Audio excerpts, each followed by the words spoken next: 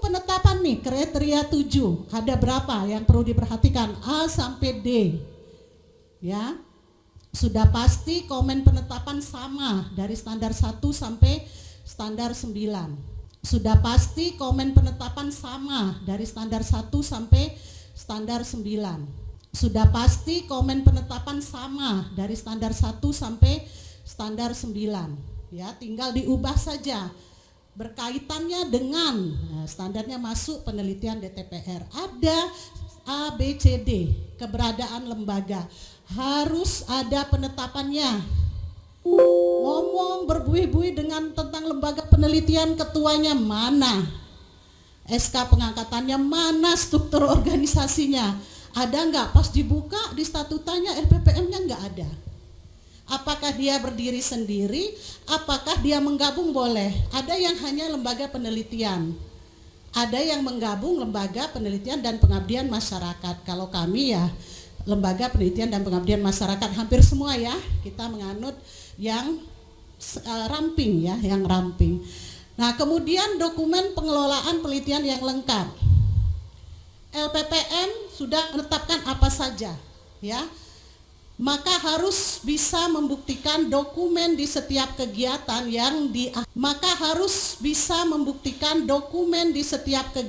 yang diakui oleh LPPM itu lengkap. Nanti di bagian akhir dari kriteria 7 seperti yang kriteria sebelumnya akan kita sebutkan dokumen pendukungnya ya. Kemudian mekanisme pelaksanaan penelitian DTPR sesuai dengan agenda penelitian dan merujuk pada jalannya peta penelitian. Jadi tidak bisa Bapak Ibu kita mengakui adanya penelitian internal, adanya hibah dari yayasan, tapi tidak bisa menunjukkan proses dari pengumuman bahwa adanya hibah dari yayasan hingga call for proposal hingga reviewnya sampai akhir, itu tidak bisa ditunjukkan SOP-nya, bukti-buktinya yang nggak bisa kita akui. Jadi mekanisme juga menjadi satu penilaian. Kemudian yang terakhir D, poinnya adalah monitoring.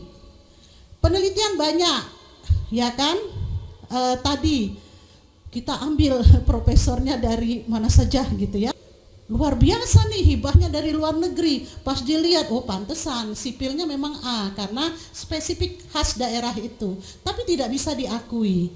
Mengapa? Karena peta jalan penelitiannya tidak sesuai ya. Jadi menjawab tadi yang mana yang bisa diakui, tentu saja yang sesuai dengan peta jalan penelitian di prodi tersebut ya. Clear ya Bapak Ibu ya.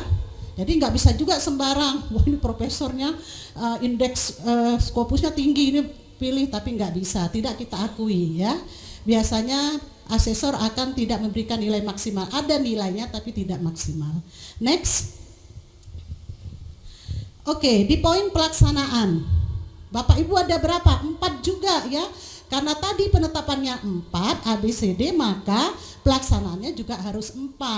Dilihat misalnya pelaksanaan di sini kita ada LPPM. Bagaimana pengelolaan lembaganya ya? Kita akan melihat apakah benar lembaga ini mengelola penelitian DTPR dan menerapkan keilmuan untuk menyelesaikan permasalahan industri atau masyarakat.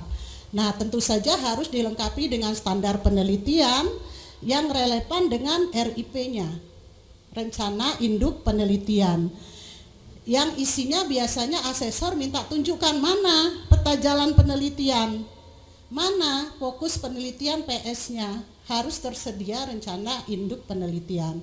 Nah, bagaimana membuat rencana induk penelitian, bagaimana membuat peta jalan penelitian, memang banyak rupa ya. Biasanya terkait dengan kompetensi dosen, boleh saja dosen yang memiliki kompetensi atau penelitian yang sama dia menggabung, boleh saja.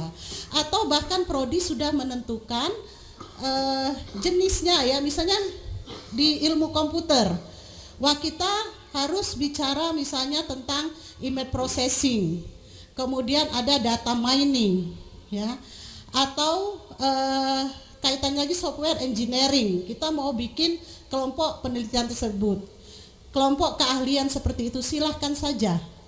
Nah, harus dilihat dari kompetensi dosennya. Dari situ bentuklah jalan penelitian, peta jalan penelitian.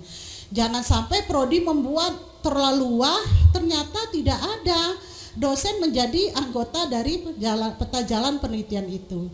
Nah, kalau kami biasanya kami kelompokkan dari dosen kita yang ada, kemudian mereka bergabung, ayo buat peta jalan penelitiannya, baru disempurnakan oleh prodi. Boleh dari bawah, boleh dari atas. Kemudian proses pengelolaan penelitian, tadi saya sampaikan, sudah ditetapkan bahwa di lembaga penelitian ada proses pemberian hibah, maka harus ditunjang pada pelaksanaannya, tunjukkan dokumen yang lengkap mulai dari call for proposal hingga laporan akhirnya. Biasanya asesor akan melihat mana yang menang, mana penilaiannya, siapa yang menilai gitu ya, mana yang tidak, alasannya apa, silahkan ditunjukkan. Nah, biasanya penilaian menjadi lebih jika memang yayasan memberikan porsi dana bagi adanya penelitian internal.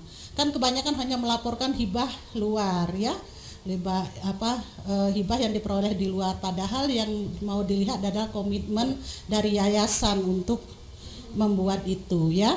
Kemudian berikutnya adalah pelaksanaan penelitian DTPR sesuai dengan agenda penelitian DTPR yang merujuk kepada RIP tadi.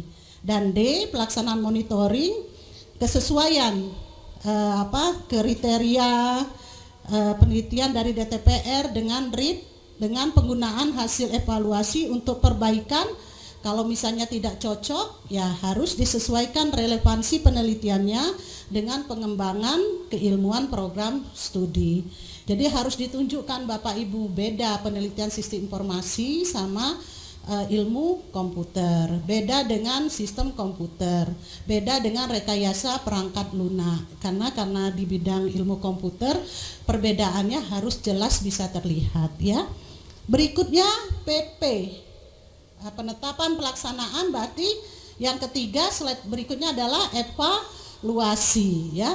Di evaluasi kita sama sebetulnya dan prosesnya juga mungkin berbarengan dengan keseluruhan standar lainnya. Intinya secara berkala harus kita evaluasi keterlaksanaan kebijakan-kebijakan yang sudah diterapkan, terutama ketercapaian terkait standar IKU dan IKT. Nah, ini masih menjadi perdebatan nih. Yang mana sih praktik baik, yang mana praktik buruk, dan mana yang praktik baru. Jangan-jangan kalau kami taruh praktik buruk nilainya kecil gitu. Alhasil ini sepertinya mau dihilangkan ya Pak Bambi ya. Sepertinya mau dihilangkan, tapi sekarang karena belum ada penilaian yang baru, jadi Bapak Ibu praktik baik, misalnya ditemukan misalnya ada kekurangan, kemudian ada proses untuk memperbaiki, itu bisa diklaim sebagai praktik baik. Nah, kalau praktik buruk, contohnya Bu Ade, boleh Bu di-share pengalaman selama ini, apakah pernah menemukan praktik buruk Bu? Dalam proses evaluasi, biasanya evaluasi dilaksanakan dalam proses apa Bapak Ibu? Audit mutu internal atau AMI. Apakah hanya AMI satu-satunya? Tidak, ya boleh entah namanya lain, tapi kayaknya kalau bilang AMI asesornya sudah ini ya, sudah tenang gitu. Tapi tidak hanya AMI. Kalau Bu Ade pernah ketemu praktek buruk Bu di Telkom U?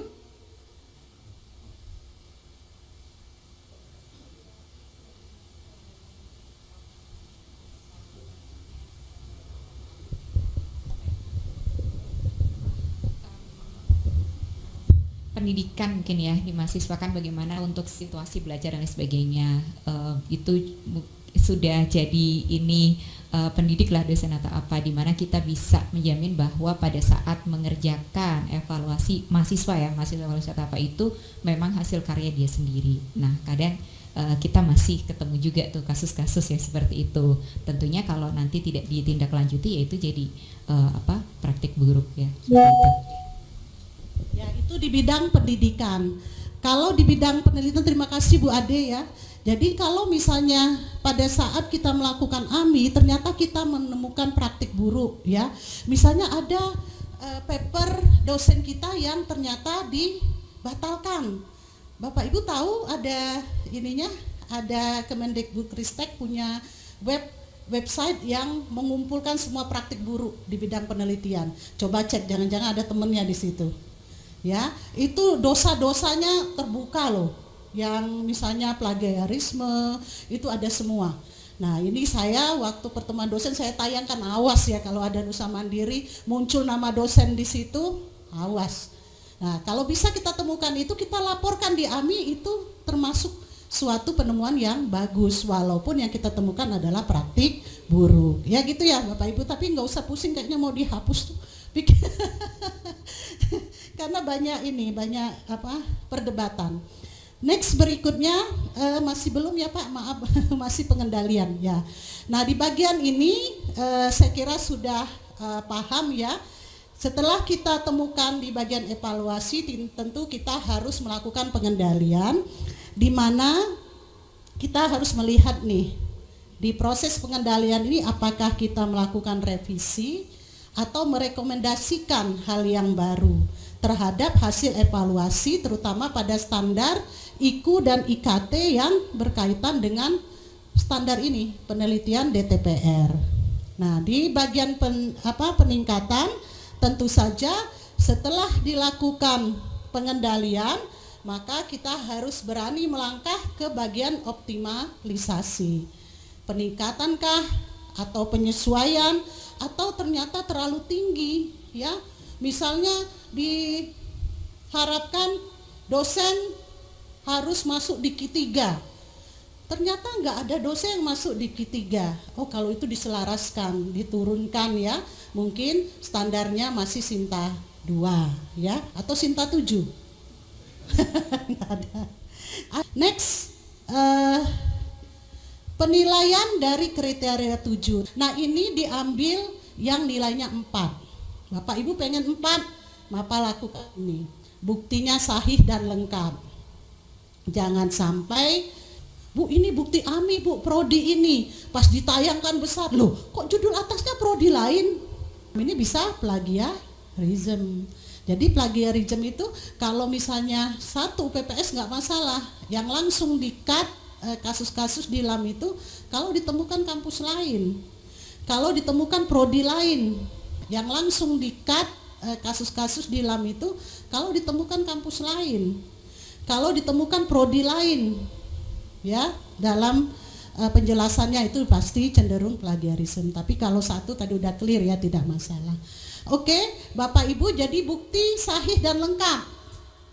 Kalau penetapan di mana akan dilihat rencana induk penelitiannya. Kalau sudah bisa menyatakan bahwa penelitian X itu kerjasama dosen dan mahasiswa, ini mahasiswanya semua, tapi pas dilihat kembali ke belakang, mana penetapan bahwa penelitiannya itu harus melibatkan mahasiswa. Nah ternyata tidak ada. Selaras gak Bapak Ibu? Tidak ya. Jadi bukan sesuatu yang harus tinggi, yang bagus, bukan, tetapi konsistensi dari pelaksanaan PPEPP yang dibuktikan. Jadi tidak menutup kemungkinan di daerah kecil, di pelosok, tapi dia membuat standar atau pencapaiannya sesuai dengan kondisi dia, memungkinkan dia mendapat unggul. Ya, yang tidak konsisten, yang terlalu tinggi, ada itu internasional katanya visinya. Mohon maaf, internasional tuh yang bagaimana? Sementara dari data mahasiswa selama ini nggak ada yang internasional, kemudian tidak ada upaya promosi ke internasional gitu, tidak merge ya.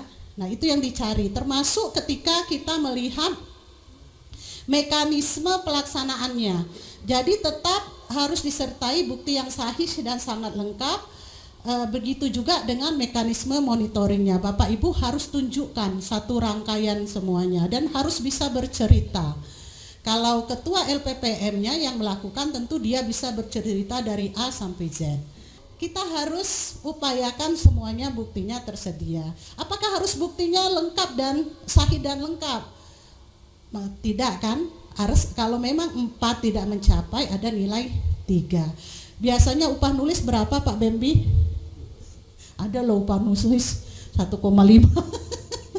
Itu udah sedih sekali ya. Udahlah upah nulis 1,5. Ada yang seperti itu. Jadi kalau selama penetapannya ada, kemudian semua dokumen Bapak Ibu lengkap, harusnya di proses penetapan sudah bisa mendapat nilai maksimal, walaupun bobotnya tidak besar ya. Oke, kita lanjut kemudian penilaian di P yang kedua, pelaksanaan. Di sini kita akan melihat di pelaksanaan ini terlaksananya proses pengelolaan LPPM atau LPP terserah ya, yang mengelola penelitian DTPR dan mahasiswa serta memang sesuai dengan keilmuan. Ada permasalahan industri atau masyarakat yang diselesaikan, juga relevan dengan rencana induk penelitian dan berkaitan dengan peta jalan penelitian, atau memang fokusnya pas dengan penelitian dari program studi. Sama, dia lengkap. Kemudian terjadinya pengelolaan penelitian dengan dokumen yang sangat lengkap, mulai dari call for paper. Mudah-mudahan kalau pelaksanaannya tadi dari awal sudah lengkap ya, ini bisa juga meraup nilai yang tinggi. Kemudian next di sisi evaluasi Bapak Ibu ya, penilaian, kita akan lihat bahwa di evaluasi harus jelas AMI-nya berapa lama. Bapak Ibu perlu tampilkan timeline dari AMI yang dilaksanakan bagi LPPM. Siapa yang di kampusnya sekarang lagi AMI? Bapak Ibu, untuk pengendalian sama. Jadi kalau misalnya mengaku ada AMI, ya bisa ditunjukkan pelaksanaannya, siklusnya berapa kali. Kalau mengakunya sudah terjadi 3 siklus dalam periode reagregasi tersebut, harus dibuktikan. Dan hati-hati, jangan sampai mengaku seperti laporannya dari saya melaksanakan Bu dari 2001 2022, dasar asesor ya, ketemu aja lah fotonya kok sama, tahun 2021 fotonya sama, 2022 fotonya sama. Oh Bu maaf, ini salah masuk, setahun ya baru sadar.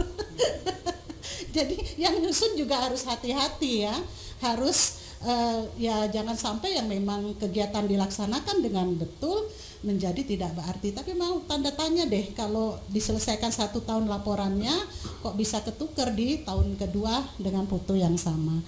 Kemudian peningkatan Bapak Ibu, kami akan para asesor akan melihat apakah optimalisasinya secara sangat efektif dan bukti yang sahih. Kadang ada asesor yang bertanya, saya tidak mau melihat macam-macam, melihat yang mana, cukup satu saja, ceritakan 1 kasus dari mulai penetapan sampai ke peningkatan apa gitu. Gak perlu banyak-banyak tapi ceritakan.